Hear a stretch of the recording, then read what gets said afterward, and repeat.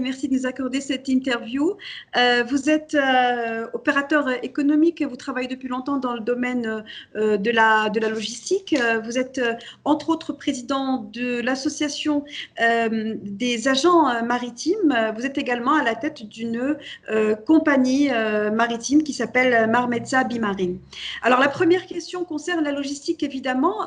Plusieurs mesures ont été prises par les États, notamment pour limiter les exportations. Des fermetures nombreuses de frontières ont entraîné un ralentissement général de l'activité logistique à travers le monde. Pour l'Algérie, à votre avis, comment accuse-t-on le coût à ce niveau-là? Je dois d'abord dire qu'aujourd'hui, à ce jour, tous les ports algériens de commerce sont ouverts et travaillent. Je ne dis pas qu'ils travaillent comme normalement, ça veut dire avec toutes les cadences qu'il y avait dans le passé, mais aujourd'hui, tous les navires peuvent accoster, peuvent décharger ou charger de la marchandise. Et ceci est très important pour le souligner. Je dois ajouter que les responsables de structures logistiques essayent de donner le maximum de protection à leur personnel, et c'est la moindre des choses. Donc, allocation de masques, de gel alcoolisé. Dans quelle proportion? Je dois quand même avouer que ce n'est pas toujours facile de trouver ces produits sur le marché. On fait comme on peut, c'est un peu la débrouille, mais on arrive quand même à avoir. Juste pour vous donner une idée, une de mes sociétés a présenté une demande à la pharmacie centrale, c'est celle qui regroupe tous les équipements au nom de l'État. Eh ben, on nous dit d'attendre à peu près une semaine à 10 jours pour pouvoir être, si vous voulez, fourni en masque notamment.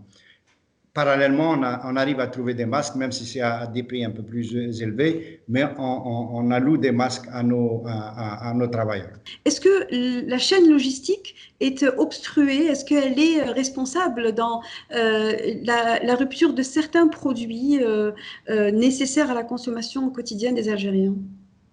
Non, je ne pense pas que ce soit une question de chaîne logistique à ce niveau-là, puisqu'il s'agit de masques principalement. Hein. Les masques, si vous voulez, normalisés, c'est une question d'abord de production et de distribution.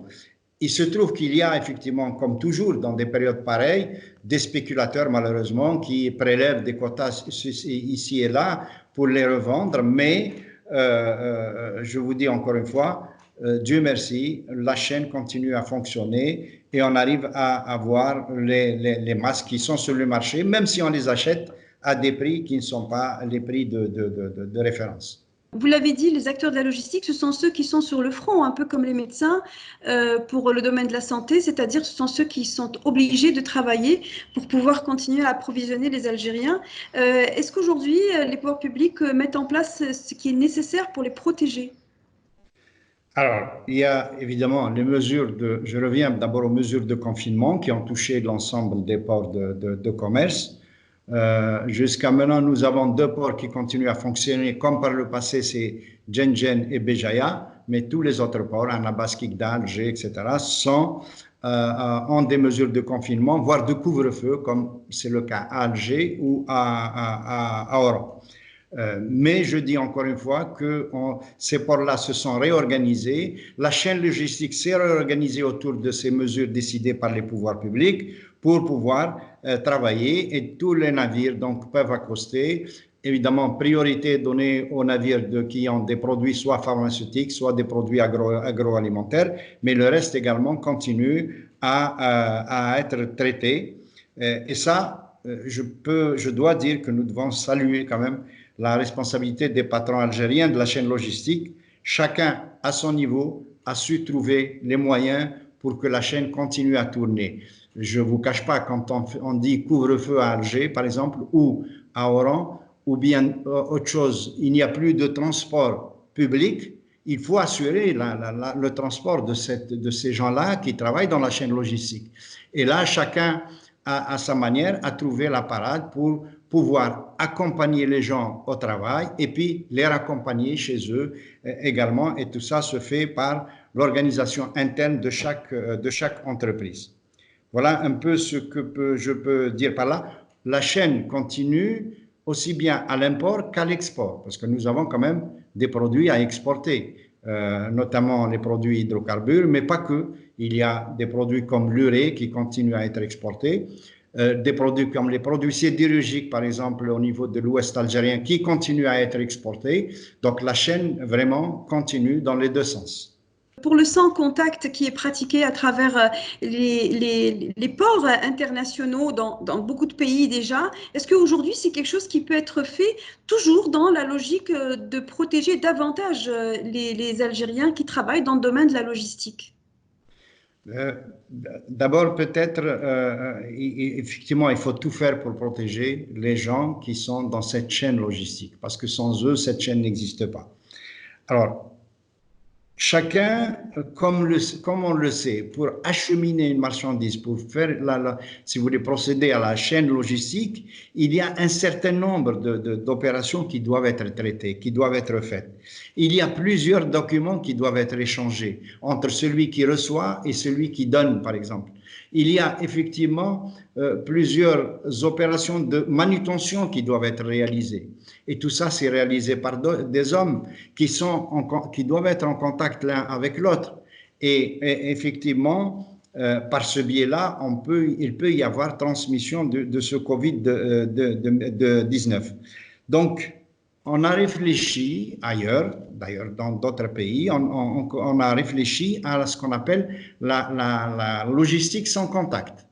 Alors, qu'est-ce que c'est que cette logistique sans contact? C'est effectivement faire en sorte qu'on puisse charger les marchandises et les transférer et les décharger par ailleurs sans qu'il y ait échange de documents physiques, si vous voulez.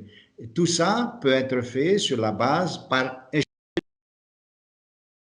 Ceci suppose que, quelque part, au niveau de l'État, on prenne un certain nombre de décisions pour officialiser ces procédures, parce que jusqu'à maintenant, elles ne sont pas officielles.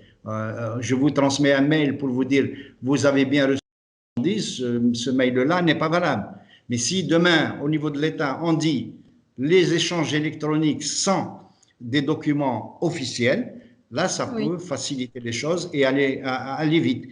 Personnellement, j'ai lancé l'idée il y a à peu près une semaine de cette logistique sans contact pour voir un peu quelles sont les réactions des uns et des autres. Jusqu'à maintenant, je n'ai pas de réaction, mais j'espère que les choses vont venir. Alors, qui serait concerné par ça?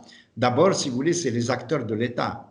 C'est à savoir le ministère du Commerce, d'abord, le ministère des Transports et le ministère des Finances.